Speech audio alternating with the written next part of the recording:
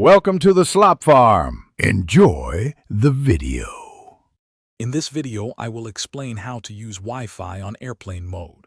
First, activate airplane mode on your device. This disables all wireless transmissions like cellular and Bluetooth.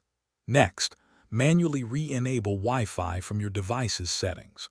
You will then be able to search for and connect to the aircraft's available Wi-Fi network, typically named after the airline or a service provider.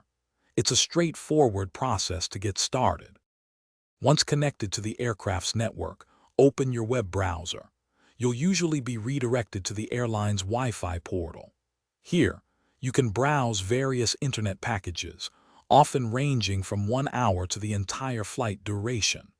Select the package that best suits your needs, whether it's for light browsing or more intensive work. Complete the payment using a credit card or other accepted methods to gain full internet access.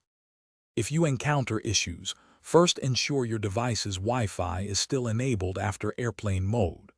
Sometimes, a quick toggle off and on can resolve minor glitches. If problems persist, try restarting your device entirely. For persistent connection failures or billing inquiries, do not hesitate to contact the in-flight crew or the airline's dedicated Wi-Fi support. They are equipped to provide specific assistance.